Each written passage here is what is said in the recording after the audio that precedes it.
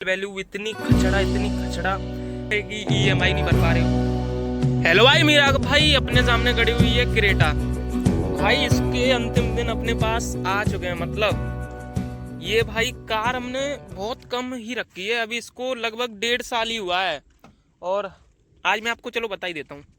इस कार को हम जा रहे हैं भाई सेल करने, मतलब सेल कर रहे हैं, जा तो कहाँ ही रहे हैं, घर से ही कर रहे हैं। भाई आपने टाइटल तो देख ही लिया होगा, इसलिए कोई भी सस्पेंस वगैरह नहीं बनाया है। तो इस कार को हम सेल कर रहे हैं। मेन वीडियो का पर्पस रहेगा कि इतनी जल्दी कार को क्यों सेल कर रहे हैं। अभी लगभग 1.5 साल ही हुआ है, इसमें इतनी क्या खराबी आ गई जो इतनी जल्दी बेचनी पड़ रही है। न्यू कार को ही हमने न्यू परचेस की थी, कोई भी सेकंड हैंड वगैरह नहीं खरीदी थी। तो भाई चलिए करते हैं वीडियो को जल्दी से स्टार्ट। भाई सबसे पहला रीज़न, कोई भी दिक्कत नहीं है अपनी कार में, बिल्कुल टॉप नॉच कंडीशन में है, तो फिर मैं बेच क्यों रहा हूँ। वो है भाई, वो रीजन है कि भाई इससे पहले भी हमारे पास क्रेटा ही थी एंड ये भी क्रेटा ही है। तो लगभग हम 3-4 साल से सेम गाड़ी ही एक्सपीरियंस कर रहे हैं, रख रहे हैं एक ही नाम की।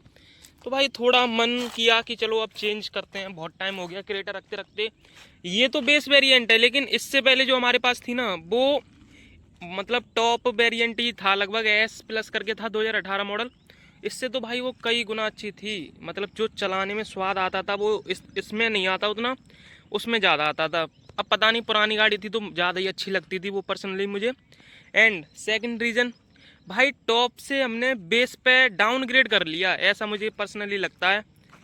आप इसमें मतलब इतने सारे फीचर्स नहीं हैं जितने मुझे चाहिए थे। ओ भाई चाबी गाड़ी में रह गई क्या? ओ भाई निकाल लिया सही टाइम पे, कार में ही थी, वो वाला डोर लॉक था।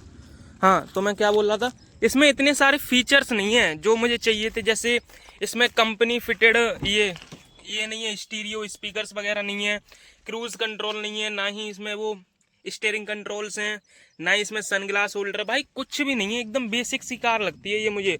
लेकिन भाई जो इंटीरियर है इसका लाजवाब लगता है देखने में, अभी वाली क्रेटा से बहुत अच्छी कार है।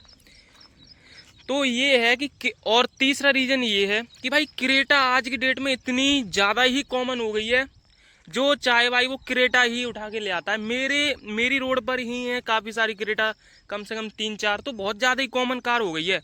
जब हमने पहले ली थी ना 2021 में, उस टाइम इतनी कॉमन नहीं थी, सिर्फ हमारे पास ही थी। भाई बहुत ज़्यादा ही कॉमन हो गई है, रोड पर सिर्फ क्रेटा ही दिखती है। अगर 10 गाड़ियों में से 5 क्रेटा ही दिखती हैं एंड 5 अदर ब्रांड की होती हैं। तो ये नहीं, इतनी कॉमन गाड़ी थोड़ी चाहिए। एंड भाई फोर्थ रीजन, भाई कई लोग सोच रहे होंगे कि ईएमआई नहीं भर पा रहे हो। भाई ऐसा बिल्कुल भी नहीं है, अभी तक इसकी एक भी ईएमआई बिल्कुल भी डिले नहीं हुई है। कितनी भर गई होंगी वो मुझे नहीं मालूम, लगभग 2 साल होने को आ रहे हैं। 30,000 रुपये की ईएमआई आती है इसकी, लेकिन पहले 26 की थी, अभी 30 की हो गई है। तो अभी तक कोई भी डिले नहीं हुआ है ईएमआई में, एंड भाई होगा भी नहीं अगर भगवान की कृपा रही। लेकिन भाई मुझे अब मेरा मन हट सा रहा है। एंड दूसरा रीज़न है भाई ये इसके लुक्स। फ्रंट से पर्सनली मुझे इतने पसंद नहीं है इसके लुक्स। भाई वो एसयूवी वाली फील नहीं आ पाती है इसमें, बहुत ज़्यादा ही गोल मटोल सी लगती है। तो ये आगे से भाई जो एसयूवी में शार्प लुक्स होने चाहिए, कट्स वगैरह होने चाहिए, वो इसमें नहीं मिल पाते हैं। पीछे से तो काफ़ी अच्छी लगती है, लेकिन भाई आगे से ये मार खा जाती है। एंड भाई इंजन वाइज बिल्कुल तगड़ी गाड़ी, 1.5 लीटर का डीजल इंजन मिल जाता है, मैनुअल ट्रांसमिशन में है। देखो ना, ये है इस पे, ये है भाई। जो राइड क्वालिटी मिलती है ना क्रेटा में, और जो हैंडलिंग है वो लाजवाब लाजवाब, कभी भी आपको और किसी गाड़ी में नहीं मिल सकती है। भाई देखिए पीछे से क्या लगती है यार। कभी कभी तो मेरा मन करता है चलो छोड़ो अब नहीं बेचते हैं। जब भी भाई अपने पास से कोई चीज़ जा रही होती है तो वो कुछ ज़्यादा ही प्यारी लग रही होती है।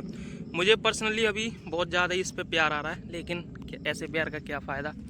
हाँ भाई जो मेन रीज़न है, सबसे ज़्यादा मेन रीज़न, वो चलो मैं आपको बताता हूँ।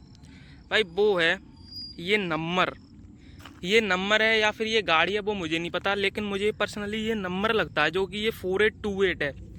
भाई हम थोड़ा न्यूमरोलॉजी में बिलीव करते हैं। पहले हमारे पास 16 नंबर था, 16 भाई वो बहुत ज़्यादा ही लकी नंबर था। एंड इसे मैं बोलूँगा बहुत ज़्यादा ही अनलक्की नंबर है। भाई जब से ये नंबर आया है ना हमारे घर पे, मतलब हमारी कार पे, तब से भाई मेरे फैमिली में इतना मतलब गलत सीन चल रहा है ना, मैं बता नहीं पा रहा हूँ। एंड कोई भी काम होने को नहीं दे रहा है, सब काम बिगड़ रहे हैं, सब काम A to Z। चाहे आप कुछ भी ले लो, बिजनेस से लेके कुछ भी, सब काम बिगड़ रहे हैं। अब मुझे पर्सनली ये नंबर ही लगता है, सबको ये नंबर ही लगता है। एंड मेडिकल कंडीशन भी अभी ख़राब है पूरी फैमिली की। तो भाई हम सबको यही नंबर लगता है, या फिर ये कार लगती है। जैसे बोलते हैं ना, हमारी फैमिली में बोलते हैं कि लोहा नहीं फला आपको, मतलब आप कोई भी चीज़ लेते हो तो वो आपको फली नहीं। जैसे कि ये कार लोहे की, तो लोहा नहीं फला है आपको, लोहा मत नहीं फला इन द सेंस मतलब कि भाई ये कार आपके लिए बहुत ज़्यादा ही अनलक्की है। ये जैसे हम इसको सोच के लेके आए थे कि भाई नई गाड़ी आएगी, नई मतलब नई पॉजिटिव ऊर्जा आएगी, लेकिन भाई कुछ नहीं, ये तो निगेटिविटी ज़्यादा ही भर के ले आ रही है। अब पता नहीं इस कार में प्रॉब्लम है या फिर इस नंबर में प्रॉब्लम है, अब वो मुझे नहीं मालूम है। तब भाई हम चॉइस का नंबर ले रहे थे, लेकिन कुछ लिया नहीं कुछ सोच समझ के। अभी भाई ये सीन हो रहा है। तो भाई जितने हालत बिगड़ रहे हैं ना, वो मुझे ही अभी मालूम है। इस चक्कर में मैं अब इस कार को और नहीं लंबा रख सकता भाई। इस चक्कर में ये मेन रीज़न है सबसे ज़्यादा बेचने का। वैसे हमारा भाई बिल्कुल भी मन नहीं है नई कार को सेल करने का, बस इस नंबर की वजह से बेचना पड़ रहा। भाई इतना ज़्यादा लॉस हो रहा है ना, मैं बता नहीं सकता आपको। ये मुझे ऑन रोड उस टाइम पड़ी थी 14 की, और प्लस 30,000 रुपये हमने इसको करंट में अवेलेबल कराने के दिए थे एक दिन में। 30,000 रुपये DSA थ्रू होते हैं ना, 30,000। एंड भाई इसमें 50-60,000 का तो ये काम ही हो रखा है, स्टीरियो स्पीकर वगैरह, ये सीट कवर वगैरह सब कुछ मैट फैट। भाई इसका तो कोई प्राइस ही नहीं देता। अगर बोलते भी है ना तो क्या बोलते हैं लोग, अरे भाई ये तो आपने अपने लिए भी तो कराया था।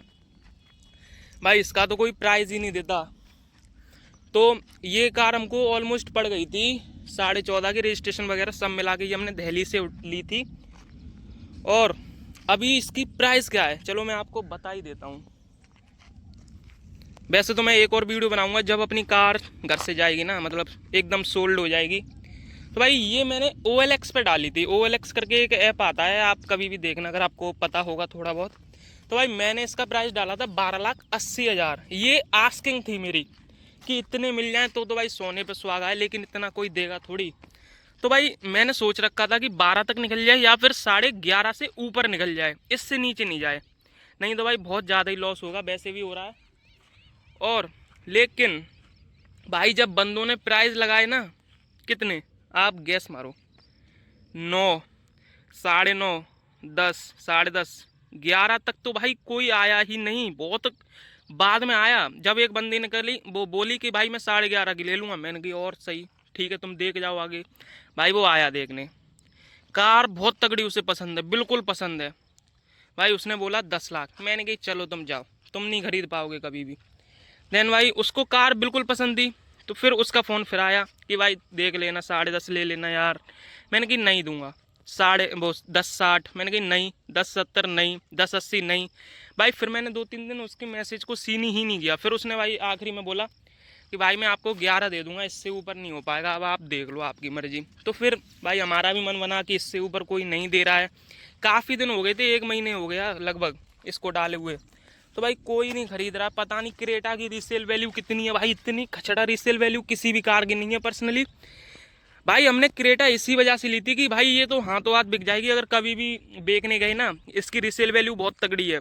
भाई कुछ भी रीसेल वैल्यू नहीं है इसकी। भाई हमने किया सेल्टोस इसी कार से नहीं ली थी कि वो अभी नया प्रोडक्ट है, क्रेटा ही लेते हैं भाई। ये बहुत ज़्यादा मतलब पॉपुलर गाड़ी है, तो ये तो हाल की हाल बिक जाएगी। भाई ये है इसकी बिक्री।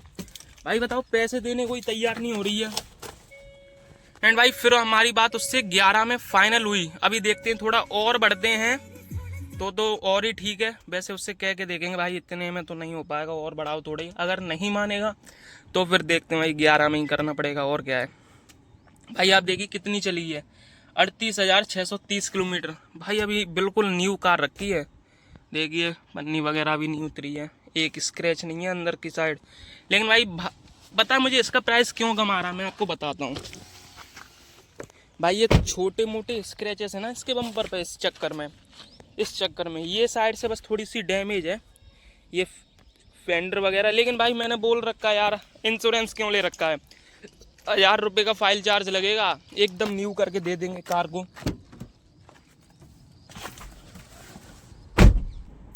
भाई तो 11 में ही अभी लगभग फाइनल है, देखते हैं और ऊपर बढ़ सके तो भाई बहुत अच्छा है, नहीं फिर इसको ही सेल करेंगे। एंड भाई जो अपनी नेक्स्ट कार होने वाली है तो भाई वो मैंने एक प्लान कर रखी है, देख रखी है, और इस बार हम सेकंड हैंड ही लेंगे। पता नहीं हमारे साथ ऐसा क्यों होता है, जब भी हम कोई न्यू कार लेते हैं तो भाई वो बिल्कुल भी अच्छी नहीं रहती, बहुत ज़्यादा ही अनलक्की रहती है हमारी फैमिली के लिए। हमने 2018 में विटारा ब्रीजा भी ली थी भाई, उसके साथ भी यही सीन था, वो हमने 8 महीने में ही बेच दी थी 20,000 किलोमीटर चला के। फिर ये ली तो भाई इसके साथ भी ये, इस चक्कर में नई कार या तो हमको फलती नहीं है या फिर पता नहीं क्या है। एंड भाई नई कार में अगर लूंगा अभी इसके सेगमेंट में तो कौन सी लूंगा भाई, सेल्टोस। सेल्टोस तो भाई अलग ही चीज़ मैं आपको बताऊंगा बाद में। भाई देख लिया आपने, बस यही पर्पस था कि भाई अब बेच रहे हैं इसको, मैं बता दूं जरा। और रिसेल वैल्यू इतनी खचड़ा, इतनी खचड़ा, बहुत ज़्यादा ही बेकार रिसेल वैल्यू है।